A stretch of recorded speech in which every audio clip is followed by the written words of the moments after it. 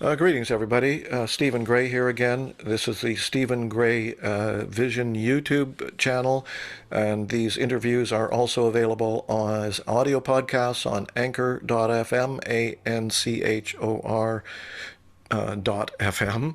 And again, if you're not familiar, if you're new to these, I will just say briefly that the purpose of doing these interviews or having this channel altogether is to contribute to a global awakening in whatever way is possible, and especially, in particular, but not always, and this is one of those cases that fits into the not always category, but the focus on the sacred plant medicines has been a major part of this, because that's a world that I've been involved with for a number of years. However, the bottom line, as it were, the overarching vision and purpose of these is to contribute to a global consciousness transformation, which is absolutely necessary at this time. I hope you will agree with me. And so I want to introduce to you a gentleman who has done some amazing work in this regard. He has a book called Sand Talk. Subtitle is How Indigenous Thinking Can Save the World. Excuse me.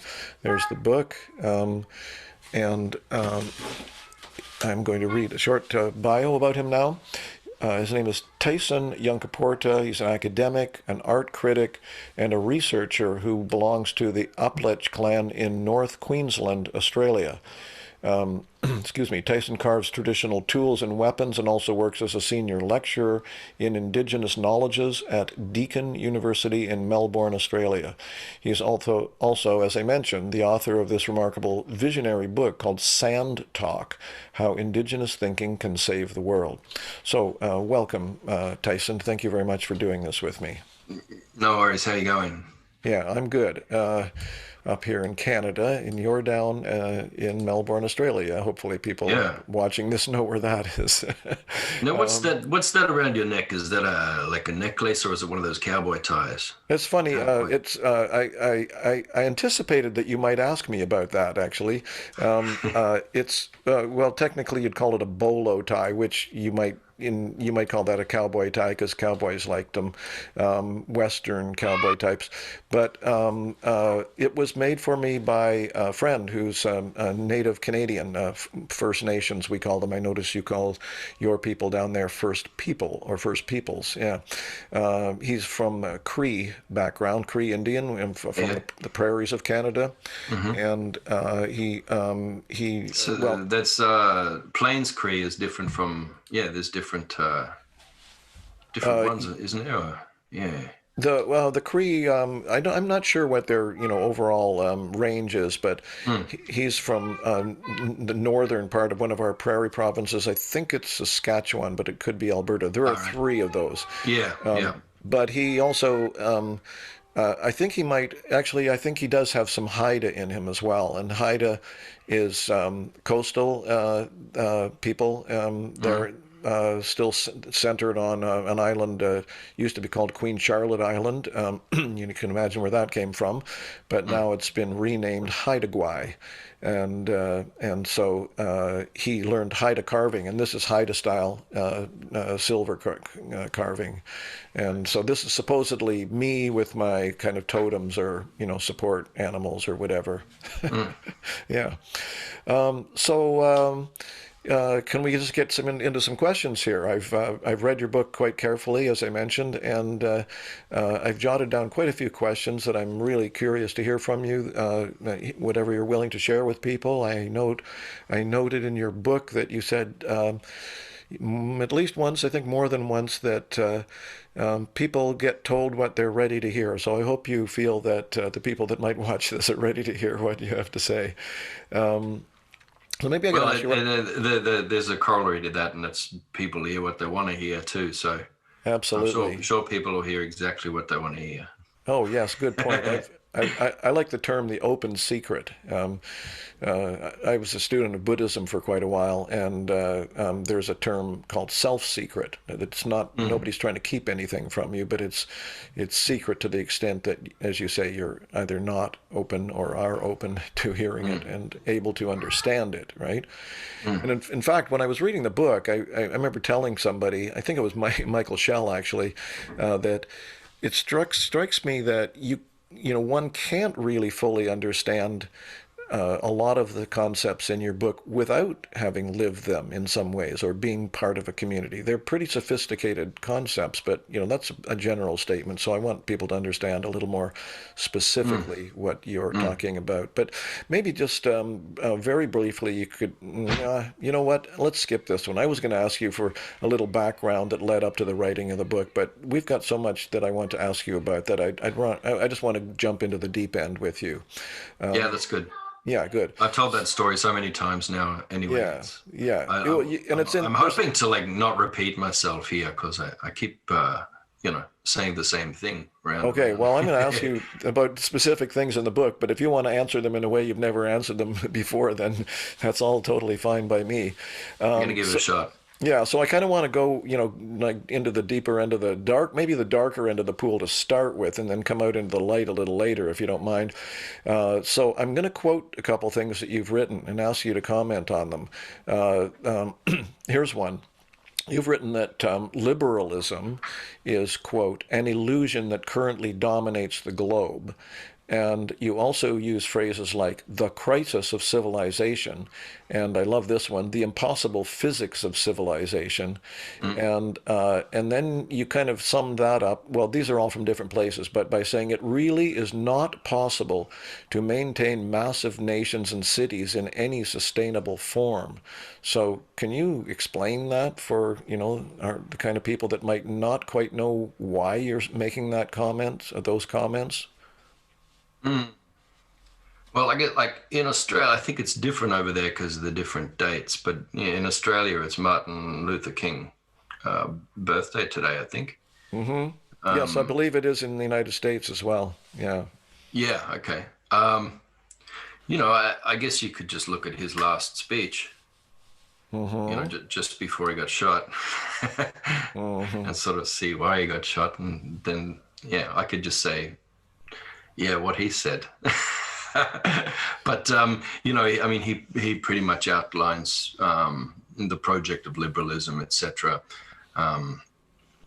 quite succinctly, and sort of sees that as something that needs to unify everybody sort of together in resistance to that, because pretty much it's going to eat us all alive, and etc. really quickly. And things like racism, inequality, these are not causes of our problems. They're the effects. Mm-hmm. They're effects of liberalism. They're pretty much, preconditions for making it work. You can't have a growth-based economy without that caste system in place, and without having at least half of the people missing out on the goods and services, and you know, um, just the things that are needed, for survival and thriving. You've got to have people missing out on that in order for anything to be priceable in a growth-based economy. Um, Mm-hmm. so demand needs to exceed supply. So you need this constant, growth of people missing out Mm-hmm. as much as you've got, in order to support the growth of your GDP, etc.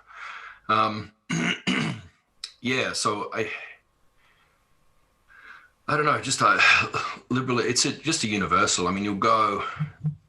I mean, we use the term First Nations here too. Like you said, that's what you call it over there, Canada as well. Mm-hmm.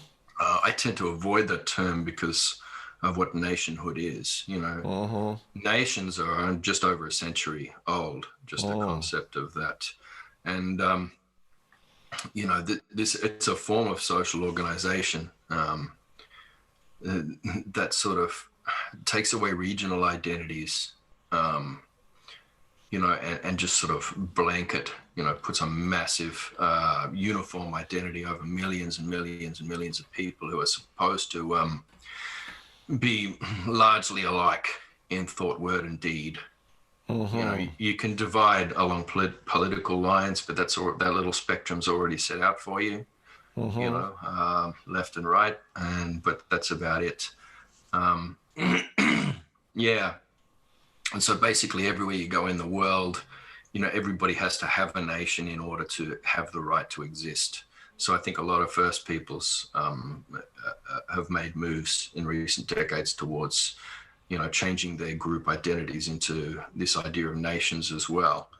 And while I don't like that very much, I also understand it as a survival mechanism, because we're not going to be able to survive this system of nations, this liberal system that's been kind of scabbed over the surface of the entire world, very much on an Anglo model of nationhood and economics and culture and language and everything else.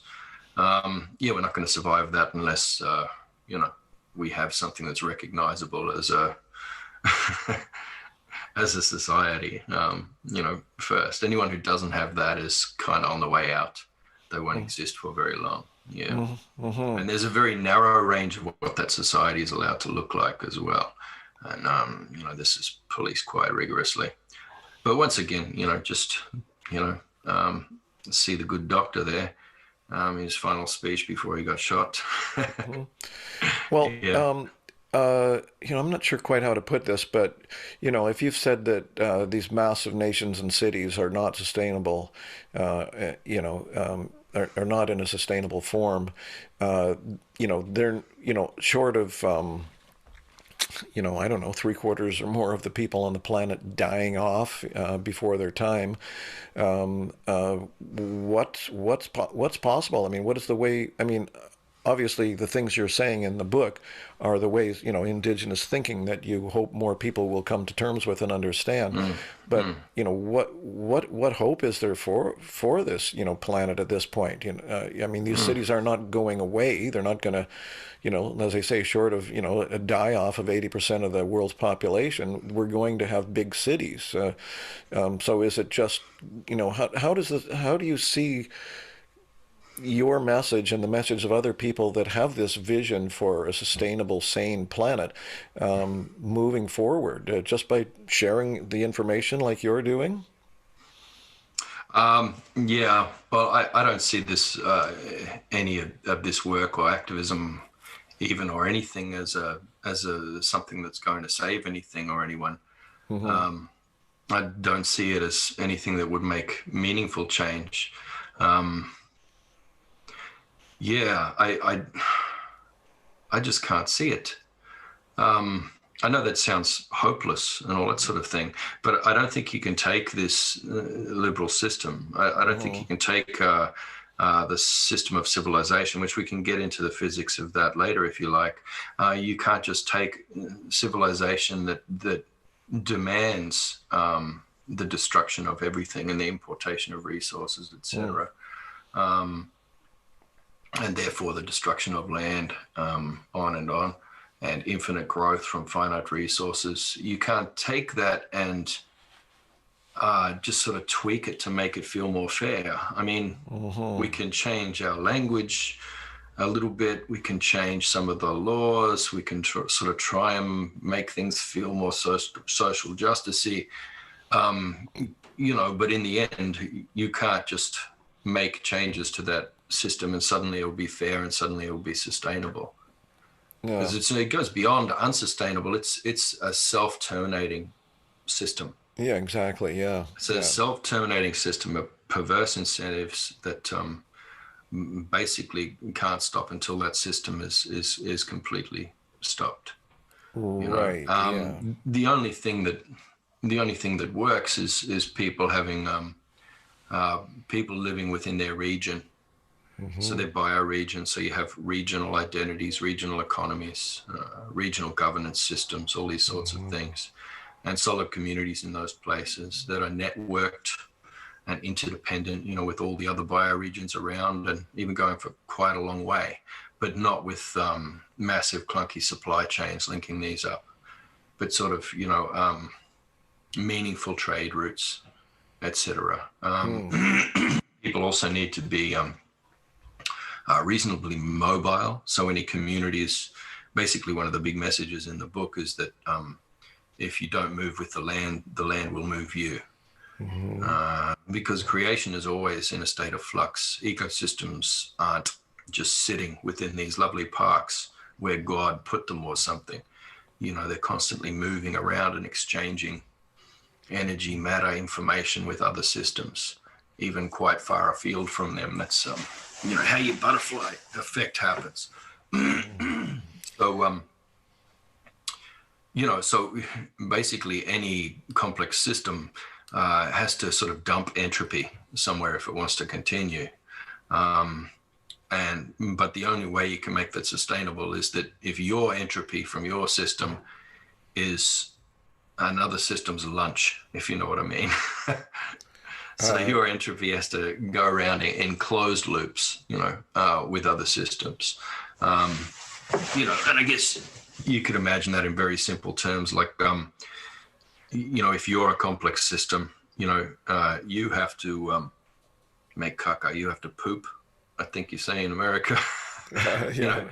You have to poop, and that poop is someone else's lunch. That goes, into the ground, and the plants eat it and grow, and they give you fruit, and that cycle continues. That's a really simplistic example of a closed loop.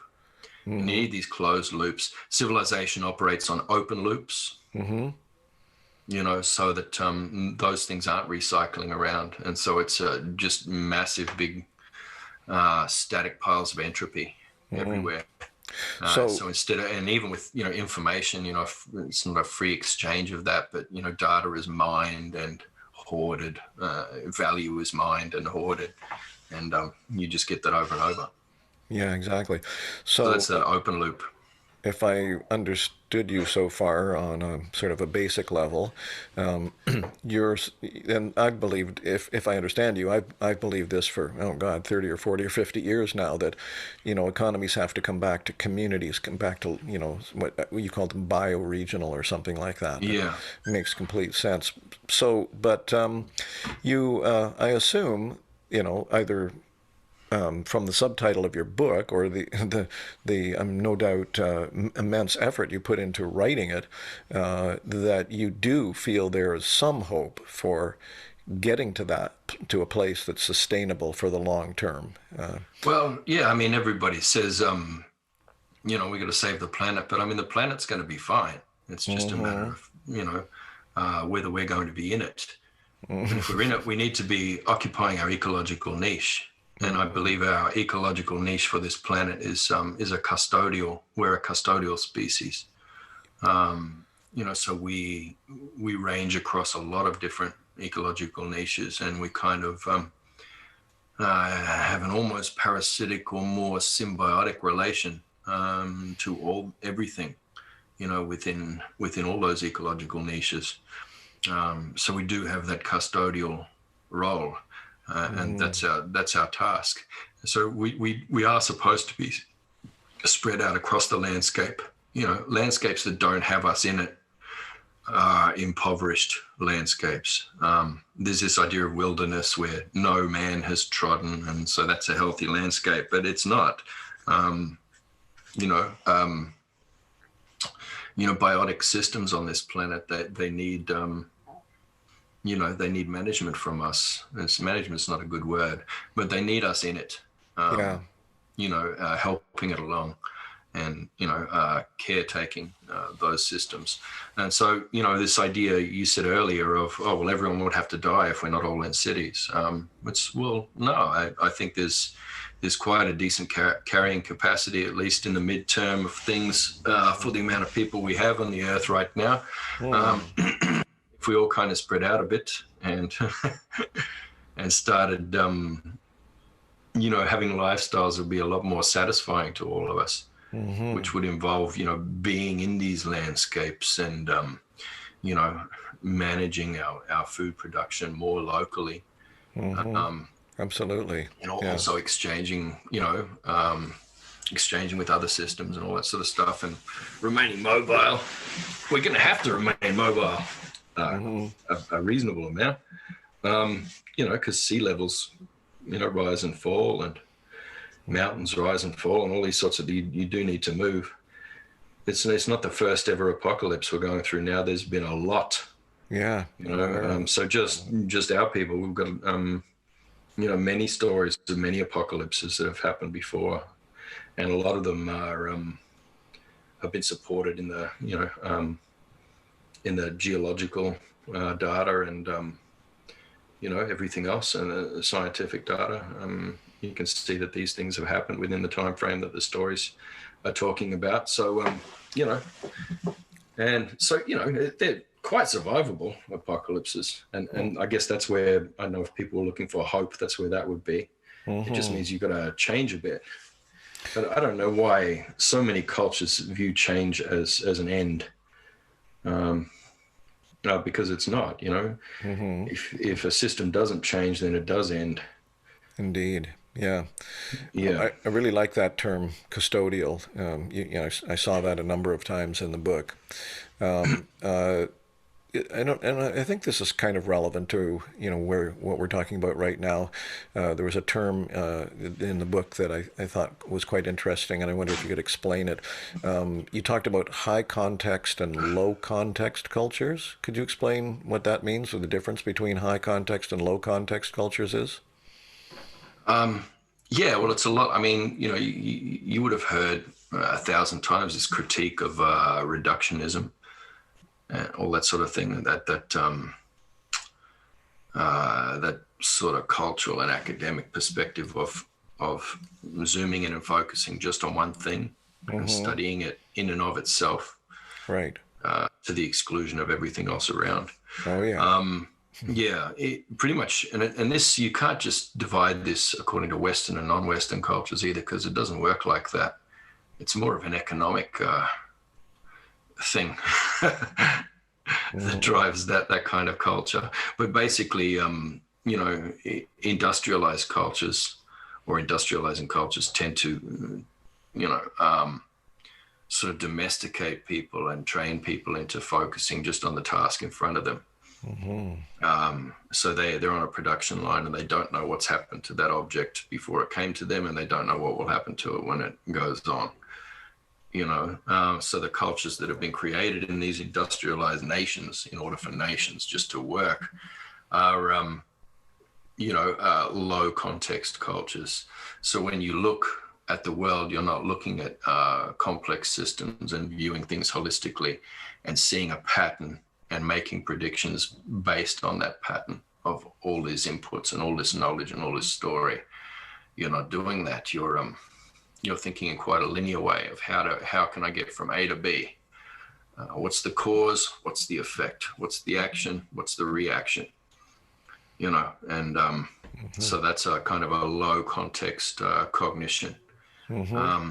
Whereas high context cognition, it looks at the entire universe as everything being in relation, and everything and you're connected to and that you've heard of and seen and done is entities that you're in relation to. So you're sitting at the center of a web of relations and seeing the entire web and making your predictions and decisions based on that.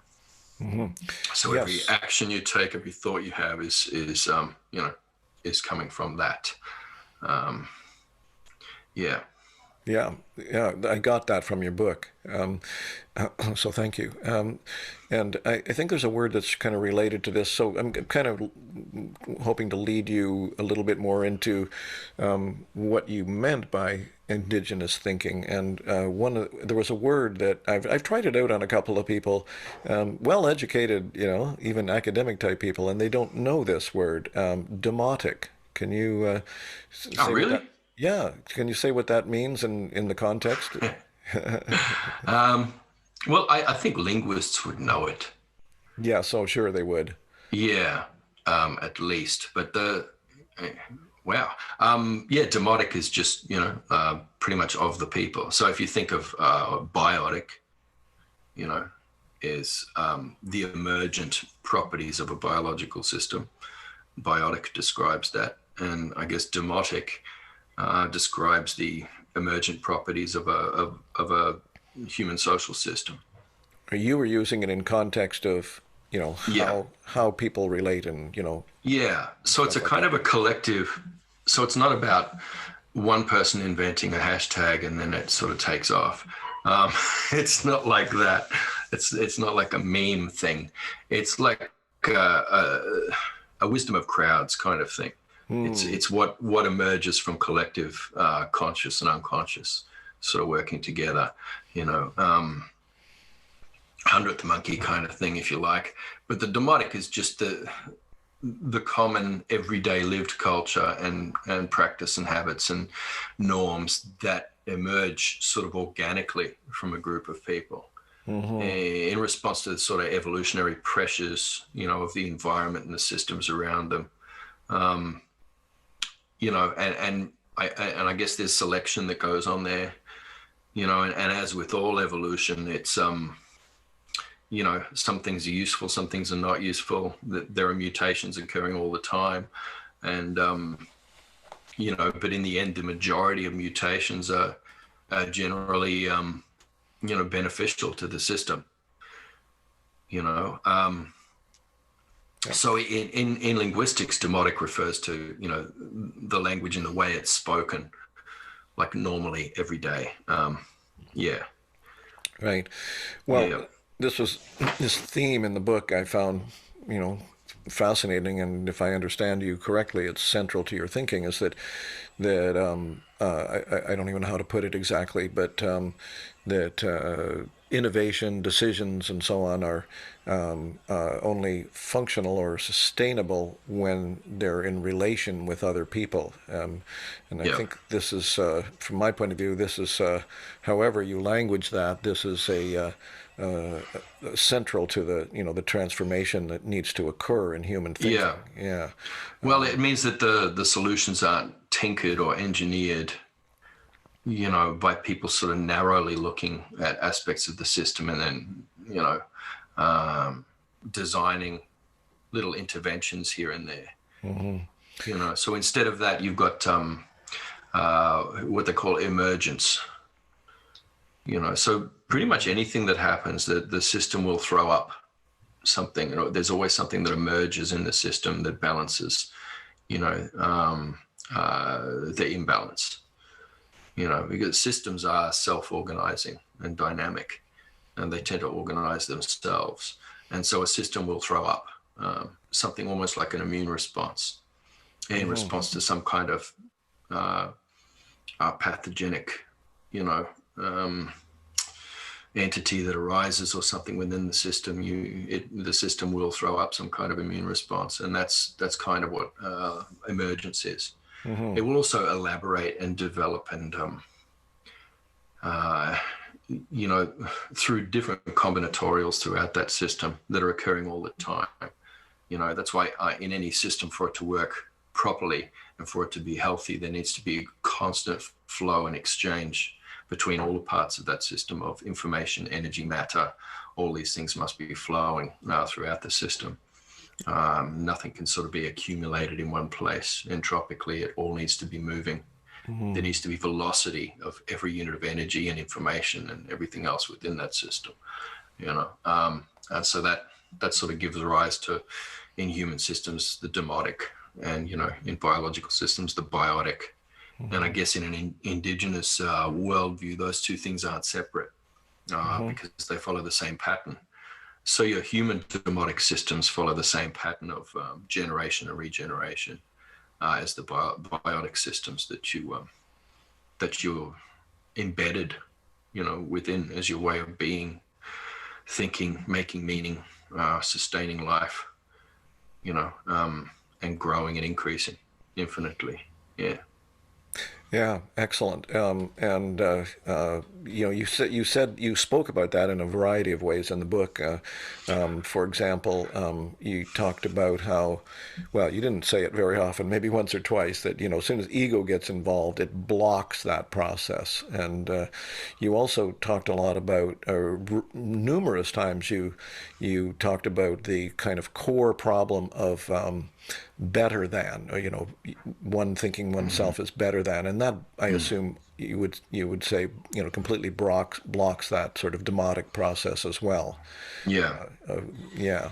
Um, Well, I mean, as a species, the human organism is kind of patterned, uh, to resist, any kind of social grouping that isn't hierarchical. You know, mhm, we're happy enough for temporary hierarchies to form in order to,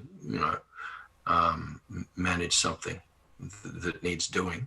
mhm. But this idea of permanent hierarchies and of, individuals who are elevated above everything else, I mean, when you start thinking about that, any human being on the planet will start to have a physiological response to even thinking about the idea of someone being above them. You know, Mhm.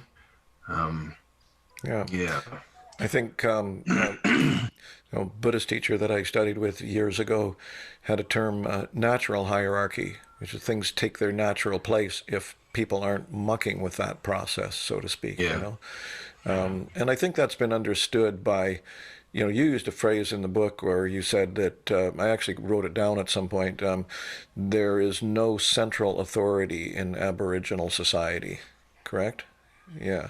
Um, I believe you. yeah. I believe No, that's the. yeah, no kind of. I mean, there is, yeah. It's not a centralized governance model. Mm-hmm. Yeah, So elders and knowledge keepers have authority, but they don't have much power, if you know what I mean. I do. Power is quite different from authority. Yes. Authority is something you earn, through knowledge.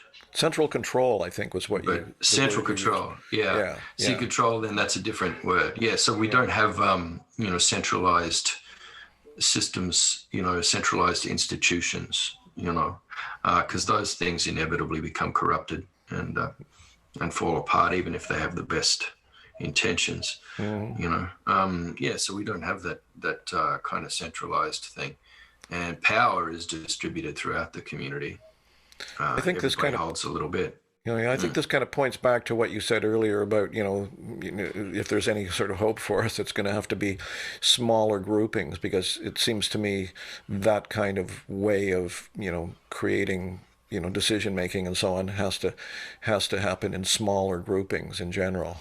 Yeah. Well, Yeah. that's that Dunbar's theory. The Dunbar number. If you've come across that, No. it's this idea that 150, 200 sort of max, groups of Mm-hmm. people living together. If you start to scale beyond that many people in one community, then you lose transparency. Mm-hmm. Because in a small community, everybody knows everybody and everybody knows what everyone's up to all the time. So you really can't try to game that system, which people inevitably will. That's the tragedy of the commons. Once Mm-hmm. communities start to scale up, as you can't have sort of commonwealth in a community because people will start to game that and take more than they should and seek, unfair advantage over everybody else. And they'll seek power in that way, Mm-hmm. you know. Um, the idea of the Dunbar number is that, things are transparent, and so you can't have bad actors because everybody knows who they are immediately. Mm-hmm. You can't have pedophilia. You can't have, um, violence against women. You can't Mm-hmm. have, domestic abuse and all these kinds of things in a smaller community that's self-governing and that's embedded in this landscape because, everything and everybody knows. Hmm. Well, that's definitely a prescription that people could work with. And I Yeah. think, and I think that is a meme that's kind of drifting around amongst Mm. certain more progressive communities or, Yeah. individuals But these then days. Yeah. people are seeing that as a limitation and going, well, but that can't scale. That can't scale. Like as if it has Mm. to scale. Mm. So you could have as many of those communities as you like, and a lot of movement between, those communities and exchange. So I mean, I think that that can scale. I mean, you can have, networks of autonomous sort of systems can sort of scale infinitely. Each system can't grow beyond its limits, Mm-hmm. but you can have as many of those systems as you like.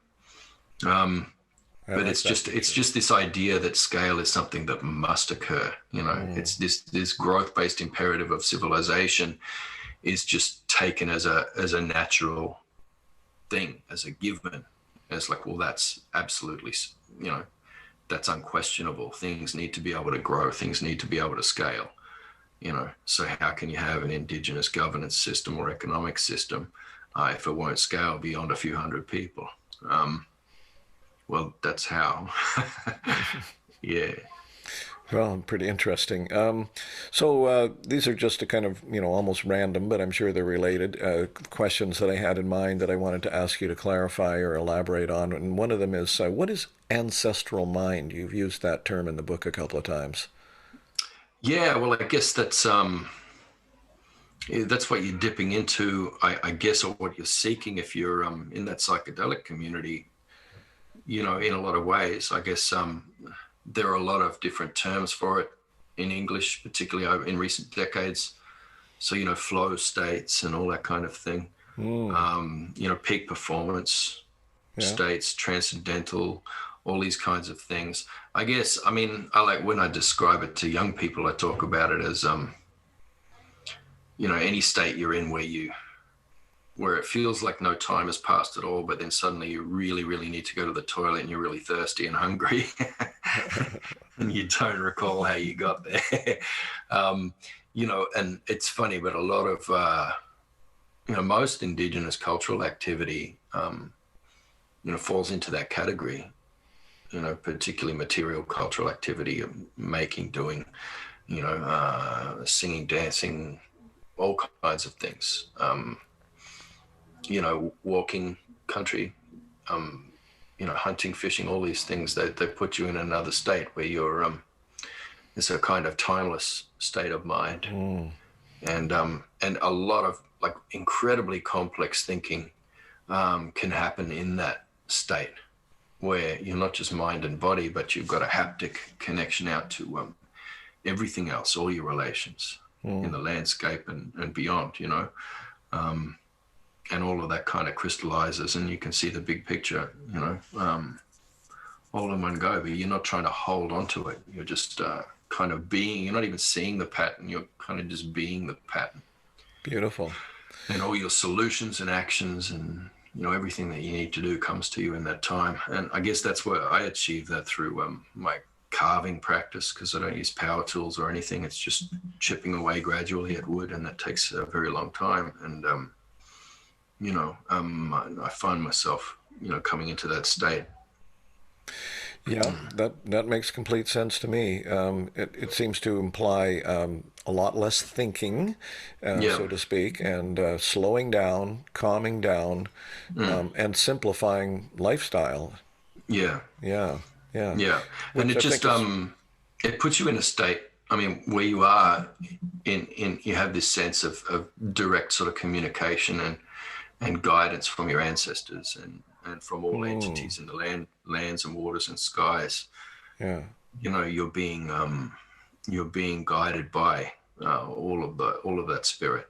beautiful. It's in that kind of place. And once that's switched on in you, then that's it.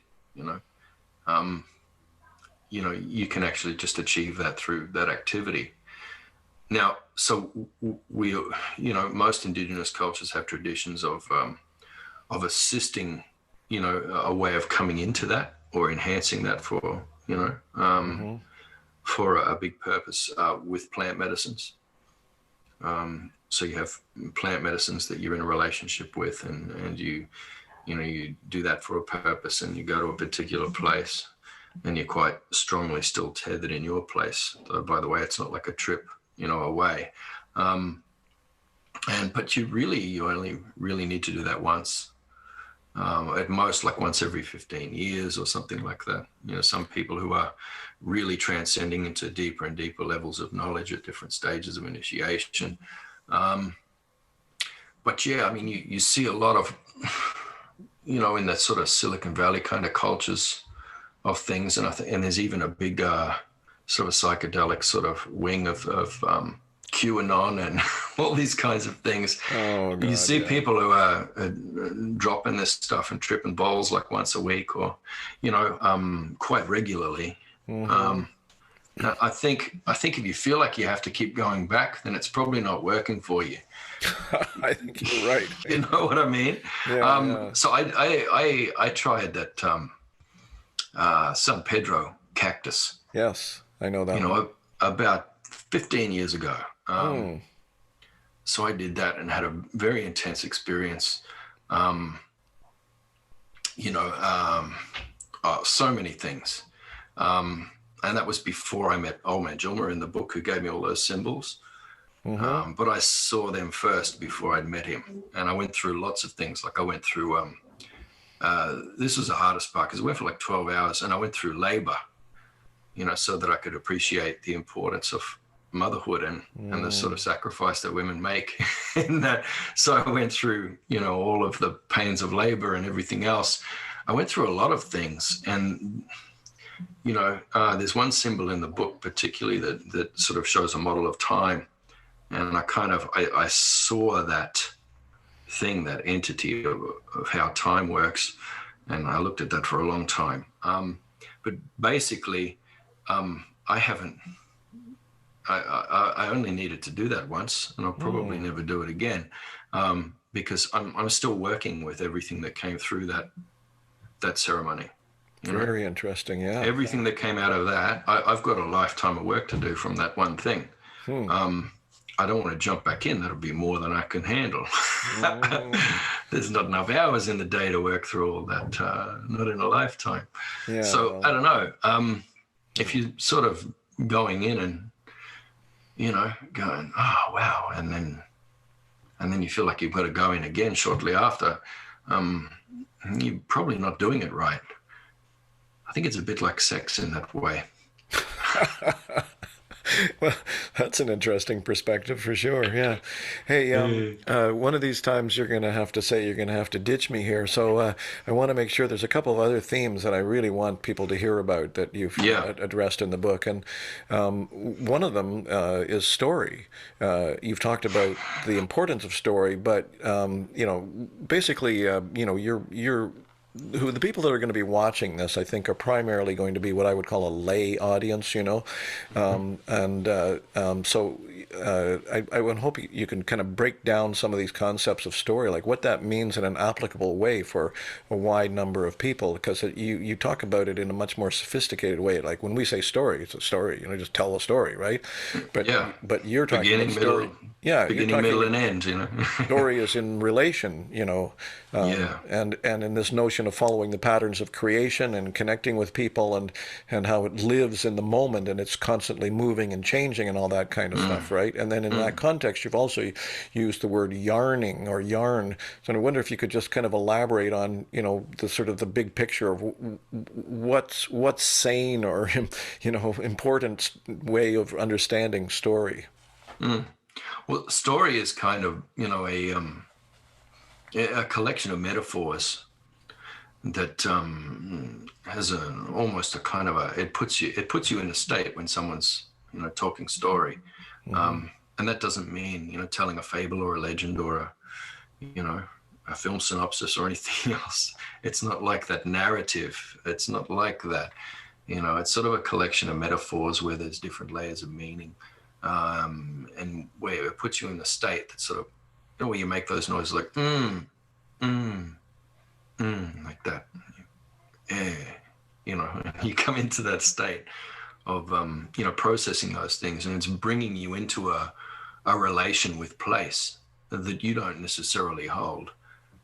So you might not be connected to all the same entities, that the storyteller, the speaker of the story, is connected to, but they're bringing you into that universe. Mm-hmm. you know and I don't know, so it's working on you as the listener, but it's also working on all of the systems associated with that story. So if I start talking about Brolga's story, that's it's connecting to, like, yes, Brolga, but then also to Emu and the interaction and the tension and conflict between those two entities, between those two kind of ways of being. There's almost two different ontologies, but it's bringing you into an association with place and a series of different places from the coast and then up into the river country and along the savannah. It's bringing you into all of that, but then it's connecting out to a series of totemic entities too that are related, like black cockatoo and mud shell, which is a mangrove sort of shell, water lilies. There are all these things. Whirlwind. There are all these entities and totems. Even body parts that are totems in that relation, like knees and shins and feet and hands and blood and urine. That these things all come in. So you're pretty much using metaphors to bring somebody into a relation with with another ontology. And with the ontologies of every entity within that system, because each entity has its ontology, of what it knows to be real, in its universe. So you're sort of coming into that, but it has to be like supra rational. So it kind of brings you into an ancestor mind state.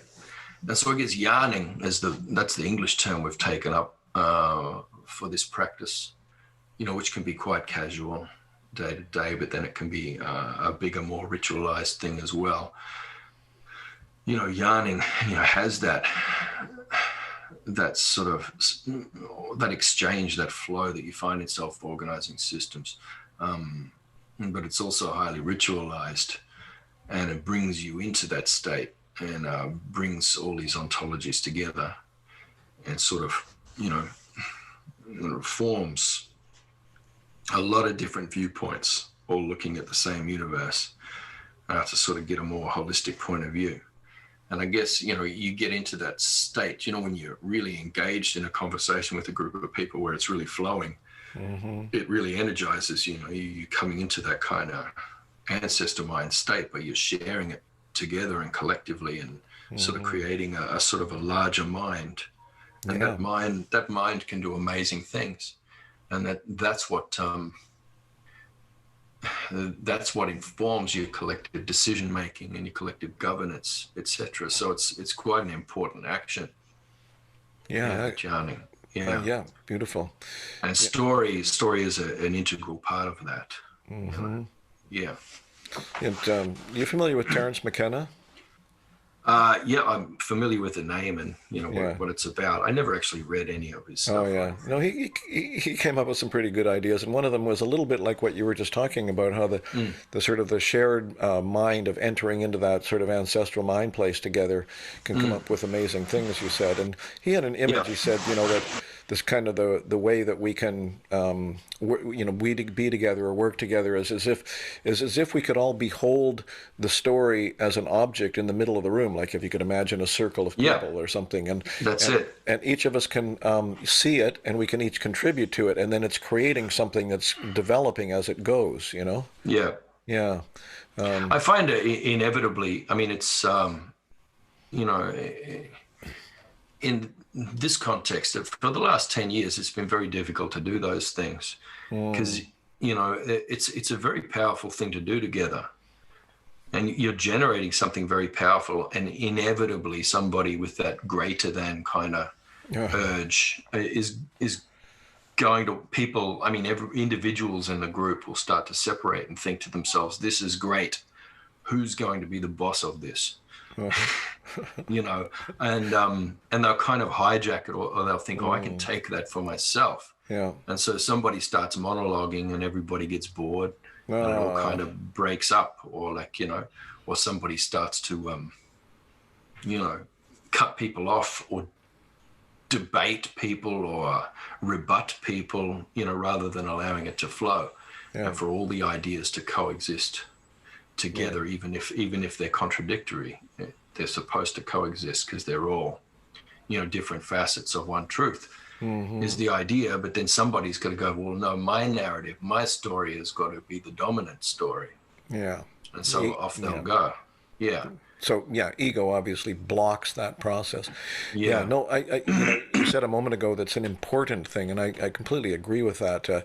One of the themes that I'm finding among some of the people that I connect to and interview for this channel and so on, are talking about. Well, for example, there's a fellow named Bruce Damer, Dr. Bruce Damer from California, and I'd call him a mystic basically, but he's very tuned into energies and what he sees around. He's kind of like a cultural observer in that way of the new thinking and so on. And he's used the term meta-organism. And what he sees happening is the development of a meta-organism moving in the direction of a global mind. That when you know, that this is like a radical new kind of way, new to, you know, these so-called, you know, whatever we call these cultures over here, these big nations and whatnot, those people, it's a radical kind of departure of way of being in the world, that when you can connect like that with other people, when you can have an intention that's shared and communicated, then you know, there's almost no limit as to what can manifest out of that. And I think that in itself is, in a sense, a saving medicine for the planet. You know, you would agree? Yeah. Yeah. Yeah. Yeah. To an extent, for sure. It's I don't know, but like I say, people want to control and people want their narrative to be dominant. So that never lasts for long, you know. Yeah. And so usually, so one narrative will become dominant, and then people will sense the power in that, and they'll start to cluster around it, and they will, you know, repeat. It becomes an ideology almost, and then people will just keep repeating that, you know, within their groups, but then eventually that'll break up and splinter and hard fork or whatever you like. You know, it's basically this continuous fracturing of things. You know, people are building their brands and their identities around certain narratives, and kind of just wanting to be around other people, and then defining themselves according to, you know, their difference or their rejection of other narratives. And that patterns, I mean, that's accelerated over the last half decade to a very, very destructive point. I mean, as you can see, it's yeah. Yeah. Well, you know, everyone talks about, you know, echo chambers, virtue signaling, you know, all the rest of it, and, you know, policing each other, you know, ideologically and all the rest of it. And there are so many narratives out there now jostling for position, you know, and everybody's got their own story and their own facts. And yeah, no, my story, that's the one. Yours is bullshit. You're from a shithole country. You're no good. And, you know, off it goes. And it just sort of goes round and round in endless cycles of, well, you know, hopefully recognizing it like this can provide some degree of antidote to it, you know, looking in the mirror. So, again, I suspect we're getting to a point where we're going to have to end this before too long. And I really there's at least one more thing I would hope you would be willing to talk about a little bit. And I'm going to start as a quote. It's that every rock is animate and sentient. But in our worldview, this is true of all rocks. And then you said something about how, you know, this is part of this is my words, but how rock, you know, understanding that can help us survive. Can you talk about that? I mean, first of all, let me just say this as a statement first, actually, if I may. I see understanding the animate nature of nature as another one of these radical consciousness transformation things that has to happen on this planet for a sustainable future. And it's a message that's coming in from different kind of indigenous cultures and so on, that, Gaia is alive, everything is alive, et cetera, et cetera, et cetera. But there's something particularly fascinating about thinking of rocks as animate and sentient that way. Can you go into that a little bit? Well, I mean, if you consider that everything has an ontology, every physical entity, even man-made things. So everything has an ontology, which is basically just, the experience of the world of that thing. So what that thing, knows to be the reality. So a rock knows quite a few things. It knows things from deep in the ground, like where it came from. So it was born out of that ground, and it was came together from several different things, coalescing, and it was born out of that ground. So it knows that deep earth. But so it's sitting there. I mean, it knows the sky. It knows the people who might use that rock for different things. Everything in creation contains and carries knowledge, and it's a different kind of, you couldn't call it awareness in the same way, but there's a kind of sentience there, and there's certainly a spirit, and there's certainly knowledge and information that holds those things together, because otherwise, just in terms of physics, that thing couldn't maintain its shape, unless there was some, information holding it together in that form, so everything contains knowledge. And knowledge is basically an information, in our way of looking at things, is spirit, which is very hard. Like, no one knows how to quantify it or measure it. Nobody knows the substance of what information or knowledge is made from.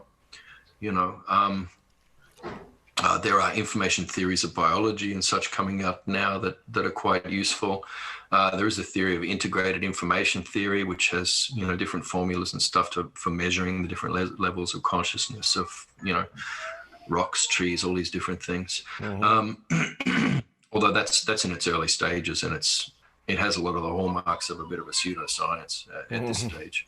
But, most science starts out as a pseudoscience with a lot of weirdness in it. So we'll see where it goes. But yeah, everything is sentient. I'm